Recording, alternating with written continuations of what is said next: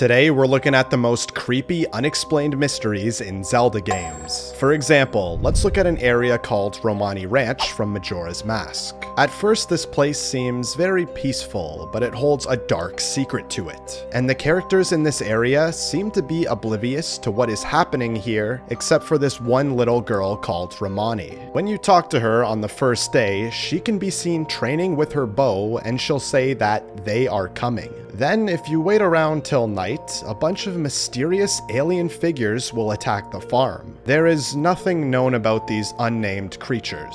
The reason they want to abduct the cows is unknown as well. No one in this game knows that these aliens even exist except for Romani, which makes them even more mysterious.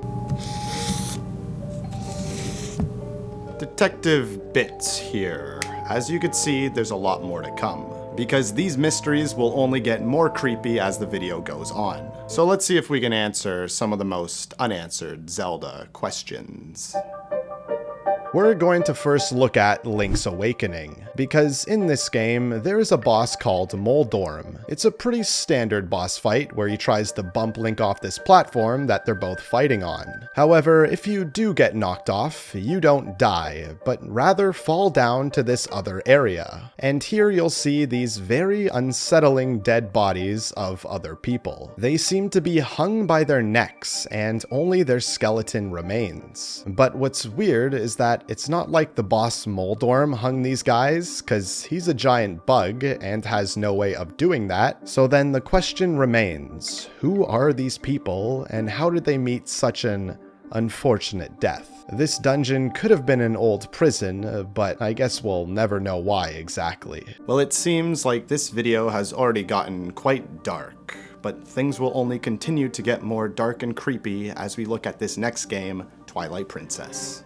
And one very creepy, mysterious dungeon in this game is called Snow Peak Ruins. It's a completely isolated mansion up in the snowy mountains. Two Yetis live there now, as it was completely abandoned by its original owner. This place is very odd for a mansion, as it has multiple armories with heavy artillery such as these cannons, plus a bunch of these really big stone watchtowers that could have been used in an all-out attack. That prompts many questions about the unknown original owners. Like, why did they build this place in such a remote location? Did they have a lot of enemies to protect themselves from? Or why do they have an army's worth of military equipment like these cannons? But most importantly, what happened to the original owners? Like, why would you abandon this fortress? Perhaps something a lot more powerful forced them to leave. And if that's the case, then, well, I'd be very scared about something like that existing in this universe. Now, this one may have been more obvious, but from here on out, the rest of these mysteries are going to be a lot more obscure. Well, that area was quite mysterious and creepy.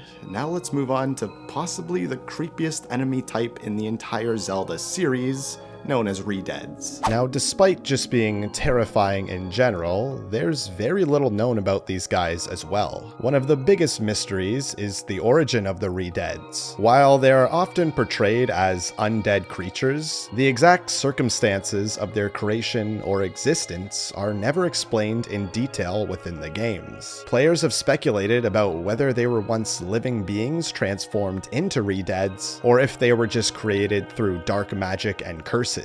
But what I find to be really odd and unsettling is what happens after you kill one of them. See, Redeads don't just poof away or explode like other enemies would when you defeat them, no. Instead, they creepily just curl up into the fetal position and wait there. Then, after a bit of time, they will just shrink down and disappear, almost like they are disintegrating. What's even more strange, though, is how the other Redeads will react to the death of another Redead, because if that happens, they will slowly walk over to their fallen ally and simply just crouch next to them. And once the fallen Redead disappears, then they get up and continue on like normal. So what exactly are they doing when they sit like that next to him? Could they just be crouching down to mourn a lost friend? Or could they be doing something more sinister that we aren't aware of? Now things are almost getting too creepy. So let's move on to a more happy, cheerful Zelda game known as the Wind Waker, because there's nothing creepy or scary in this game,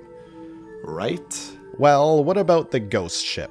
A mysterious and haunting vessel that appears randomly throughout the Great Sea. And the exact origin of the ghost ship is never explicitly explained in the game. Players are left to wonder about its backstory and how it came to haunt these waters. Could it have once been a regular ship that became cursed? Or is it some sort of manifestation of lost souls wandering the sea? Everything about the atmosphere for the ship is so mysterious and creepy too. When it appears, it is covered in fog and sails with this haunting aura. It has an eerie presence that is signaled by a chilling song that plays and a sudden shift in weather to a stormy night. And the same kind of atmosphere is present when you go inside the vessel as well, where the mysteries only continue. Because this ship has one of the Triforce pieces in it that is required to progress in the game. So why does the ghost ship hold such an ancient relic in it? What's even more creepy though is how when you do get the Triforce piece, you'll hear this loud scream, and suddenly before you know it, you get kicked off the ship back onto the King of Red Lions. Almost like the ship itself tossed you overboard for collecting its sacred artifact. But the added cherry on top of all of this is that every NPC in this game knows nothing about this ship too. No answers, no clues, nothing. Making this one of the greatest Zelda mysteries out there. And if you like these Zelda mysteries too, then let me know by subscribing and I'll make more of these. Thank you all. Now let's move on. That was a truly unusual occurrence, so why don't we move on to a strange place from Breath of the Wild. A rather mysterious area that raises a lot more questions than it has answers. It's known as Makar Island, this tiny, unassuming area here next to Korok Forest. It's not that hard to get to, but it seems like it has some obstacles to prevent you from reaching it. Like when you approach the island, then strong winds will try to blow you away. It's elevated, and it's relatively far from the main land masses. But if you do manage to get on the island, you won't really see much. There's just this one dead tree in the center of it and a bunch of bone piles scattered throughout. What's weird though is that if you climb up this middle tree, then strong winds will start to blow again. The only thing to interact with here is a lone fire pit. And if you use it to sit by the fire until nighttime, then a bunch of skull enemies will ambush you. But not just any skull enemies, as there's all the different types of them here, and they're carrying rare weapons too, like elemental bows. But that's about it. There's no real purpose to this island at all. Maybe for another open world game, this wouldn't be as jarring, but this is Breath of the Wild. Every nook and cranny is packed with something to see or do. Everything has a purpose. Like there's not even a Korok seed or anything on this island, which just makes this island even more of a mystery. Let's look at one particularly creepy scene from one particularly creepy game, known as Twilight Princess.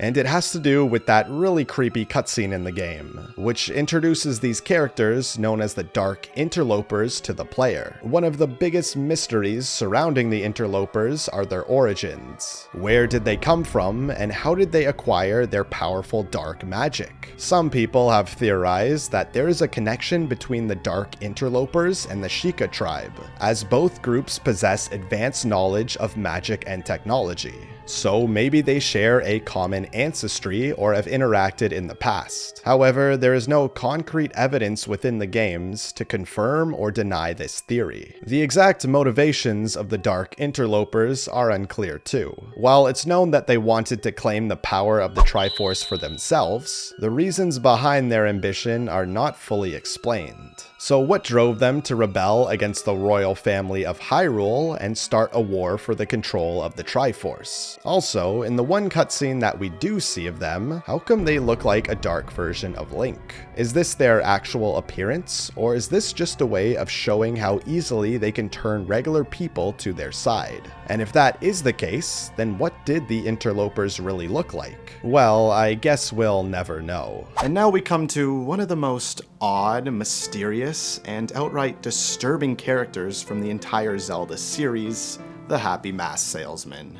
I don't even know where to begin with this guy, quite frankly, because everything is so unknown. He appears seemingly out of nowhere in Clocktown, and possesses an uncanny amount of knowledge regarding the dark powers of Majora's Mask. It's like he knows a lot more than he lets on. For example, how did he obtain Majora's Mask? This is a device with dark evil powers, and you're saying just a random humble mask salesman in the Zelda universe is carrying this around? And when he finally does get the mask back at the end of the game, he seems disappointed since the evil powers have left it. So what was this guy gonna do with it? Could he possibly be a traveler from another dimension, or a guardian of ancient knowledge because of all of this? The Happy Mask Salesman's apparent ability to exist outside of the normal flow of time adds another layer of mystery to this character too. He remains unaffected by the 3-day time loop in Termina, which suggests that he may possess knowledge or powers beyond the normal people in the game.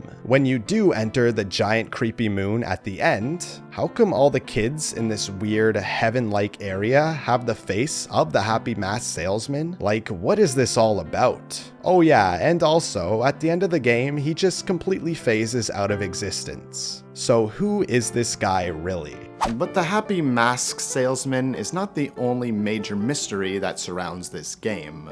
Like, what about Majora's Mask itself? One of the biggest mysteries surrounding Majora's Mask is its origin and the identity of its creator. It is hinted that the mask was created by an ancient tribe for their dark rituals, but the specifics remain unknown. Like, what was this tribe's culture or their motivations? Really, we know nothing about the relationship between Majora's Mask and this mysterious tribe. The mask also possesses many dark and sinister powers. It has the ability to control minds, manipulate time, and summon destructive forces. However, the extent of its powers and how it gained them are never fully explained, leaving the rest of this really open-ended and mysterious. Within Majora's Mask, there is also a consciousness within the mask itself that seeks chaos and destruction. This consciousness influences those who wear the mask, driving them to commit dark and destructive acts. But yet again, the origin and nature of this consciousness are left open to interpretation. Did the tribe that make this mask also create the consciousness in the mask? Or perhaps one of the members of this dark tribe put their own consciousness in the mask instead? And finally, throughout the game, we can see Majora's Mask's impact on the land of Termina and its inhabitants. The mask's influence causes chaos, despair, and suffering, leading to the impending apocalypse of the moon crashing down. But the exact nature of the mask's influence on Termina and its people is once again left ambiguous, making this mask and its powers such a mysterious phenomenon.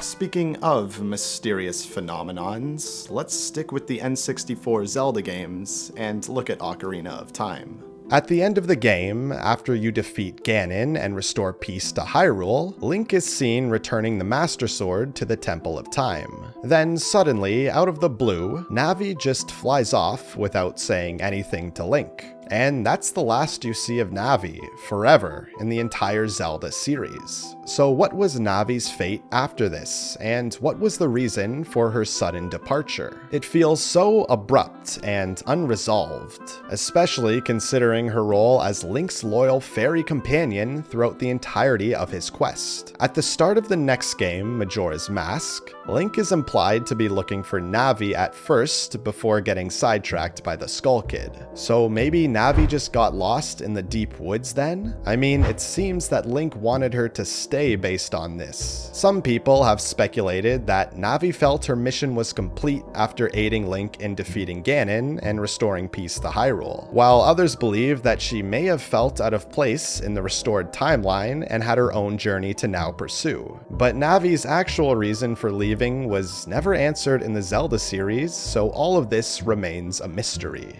But now it's time to examine a mystery that is both present in Zelda Tears of the Kingdom and Breath of the Wild. As you probably know, there are various armor and clothing pieces in both of these games, but none of them raise more questions than the Barbarian Armor set. The mystery around this armor lies in its origin and the civilization it's associated with. The armor is said to have been worn by an ancient tribe of fierce warriors, possibly the Barbarian tribe referenced in its name. However, details about this tribe are scarce within the game, leaving players to speculate about their culture, history, and ultimate fate. Based on the fact that this armor increases Link's attack, perhaps the Barbarian tribe had advanced knowledge of combat techniques or weapon types. The style of this armor is quite unique as well, with the skull and red headpiece, and two body pieces having painted markings throughout. This is interesting because while there are many other armor sets in this game that match the style of certain areas or races, the style of this armor set we see nowhere else in Hyrule, which just makes its origin even more mysterious. What adds even more to this though is that in both games, these armor pieces are hidden away in hard to reach locations. So clearly the people of Hyrule place a lot of significance for this armor for some unknown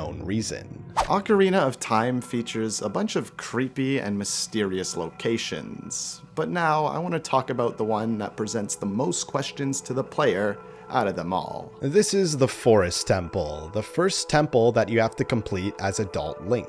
A place you wouldn't think would be too creepy from the outside, but as you explore, you see more of what this area has to offer. Throughout the temple, Link encounters ghostly pose and twisted imagery, adding to the eerie atmosphere. These enemies and the haunting visuals contribute to the sense of anxiousness within the temple and hint at darker forces at play. Like this warped hallway, for example. What is really going on here? The only other instance where we see this effect is when you enter Termina in Majora's Mask, which is a location that is confirmed to be a parallel world in the Zelda universe. So then what reality are you really in the Forest Temple then? But this gets even more mysterious when you compare this place to all the other dungeons in the game, because all the other dungeons have a specific purpose for them, while this area remains a mystery for what it was used for at any point in time. Also, the other species are connected to their respective temples, whereas this one is hidden away in the depths of the Lost Woods, a place that turns travelers away and turns Kokiri into Stalfos. The entrance of this area is even referred to as Saria's secret place, which implies that none of the other Kokiri are even aware of the Forest Temple's existence. Then really, what is this place supposed to be, and why is it so hidden away from the rest of Hyrule?